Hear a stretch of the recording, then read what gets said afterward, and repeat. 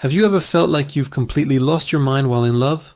That overwhelming feeling where nothing else seems to matter? Well, you're definitely not alone. Scientifically speaking, what we call love isn't just a simple emotion. It's a powerful takeover of your brain's entire reward system. Imagine a specific part of your brain, a region called the putamen. It's the command center for reward and punishment. And when you fall in love, it lights up like a Christmas tree. Your brain basically tells you, this person is the ultimate prize. This is why being in love feels so incredibly good. It's your biology, your very wiring, telling you that you found something worth everything. But what happens when that intense chemistry starts to fade? Why does a breakup hurt so much? It can feel like a physical wound, a real tangible pain in your chest. And here's a fascinating thought. How did the great philosopher Rumi treat what he called love sickness centuries ago, long before we had brain scans and hormonal charts? Today, we're going on a journey to decode the anatomy of love. We'll explore the science, the psychology, and the ancient wisdom behind this powerful human experience. So stick around, because we're about to uncover why love makes us feel so high, why the crash feels so low, and what we can learn from a 13th century poet about healing a broken heart. Alright, let's dive into the biology of it all. Why do we feel so high when we're in love? It all comes down to a cocktail of powerful chemicals your brain releases. The star player here is a group of neurochemicals called endorphins. Think of endorphins as your body's natural morphine. They're designed to give you pleasure and kill pain. When you're falling for someone, your brain is flooded with these feel-good chemicals. Suddenly, everything looks brighter. The world feels like an eternal spring, full of possibilities. You have more energy, you feel less pain, and you're filled with a sense of euphoria. You're literally high on your own supply. But here's the trap. This state can't last forever. Your body eventually gets used to this high level of endorphins and cools down. The production slows, and that's when the withdrawal hits. The pain you feel after a separation isn't just in your head, it's a real physical response. Your body is going through withdrawal, just like an addict who's been cut off from their drug. That ache, that emptiness, it's your system crying out for the chemical rush it's become accustomed to. Another key player in this story is oxytocin, often called the cuddle hormone, or the bonding hormone. It's released during physical touch and deep connection. Oxytocin drives our need for attachment and closeness. Interestingly, research shows that oxytocin levels are often higher in women, which might contribute to a stronger drive for emotional bonding and attachment in relationships. So, when you combine the euphoric high of endorphins with the deep bonding power of oxytocin, you get the perfect recipe for what we call love. It's a biological imperative, pushing us to connect, to bond, and to procreate. It's beautiful and powerful, but understanding the chemistry also helps us understand why the fallout can be so incredibly difficult to navigate. So how do we manage this intense biochemical roller coaster? Let's turn to a fascinating case study that bridges the gap between ancient wisdom and modern psychology. In his book Love Therapy, Professor Dr. Nevzat Tarhan shares a story from Rumi's masterpiece, the Masnavi, called The King and the Handmaiden. The story goes like this. A powerful king falls deeply in love with a handmaiden he sees by the roadside. He brings her to the palace, but soon after, she falls gravely ill.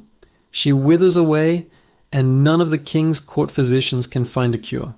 They try every remedy, but she only gets worse. The king, desperate, prays for divine help. In a dream, he's told a wise, spiritual doctor will arrive.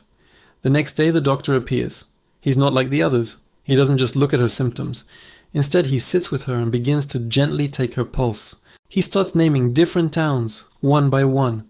Her pulse remains steady. Then he starts naming people from her hometown. When he mentions the name of a particular goldsmith, her pulse suddenly races. Her face flushes. The diagnosis was clear.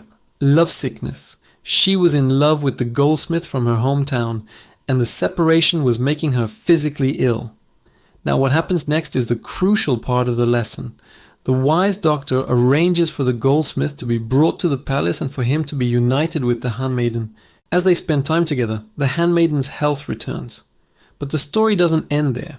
The doctor then gives the goldsmith a series of potions that cause him to lose his health and his handsome appearance.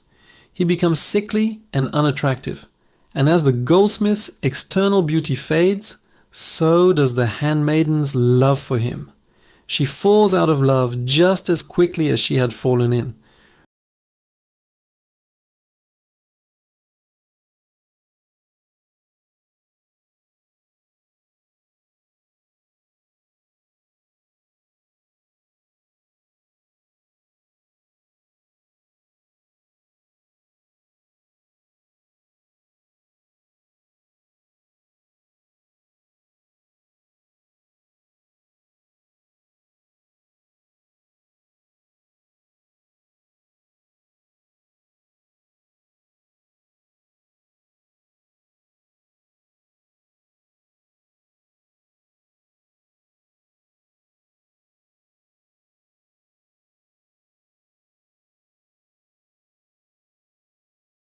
When a person is deep in the throes of love or heartbreak, the rational part of their brain, the prefrontal cortex, effectively shuts down.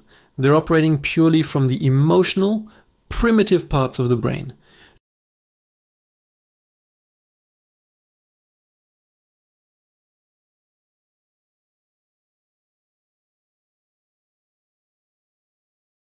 It's not only ineffective, it can make things worse.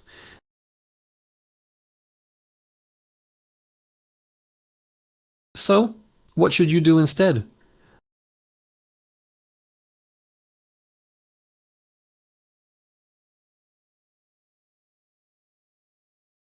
Fix it immediately. One of the best therapies for a broken heart is nature. A walk in a forest by the ocean.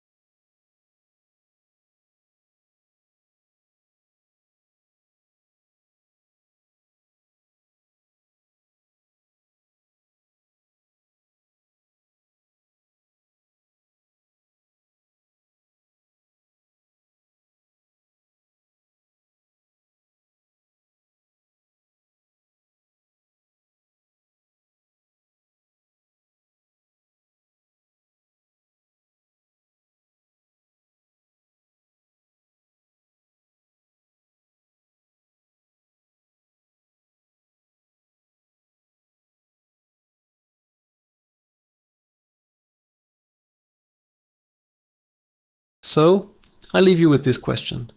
Do you rule your love, or does your love rule you?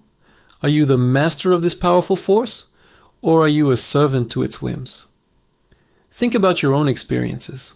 I'd love to hear your thoughts and stories in the comments below. Thank you so much for watching. If this video resonated with you, please give it a like and subscribe for more journeys into the heart of human experience. See you in the next one.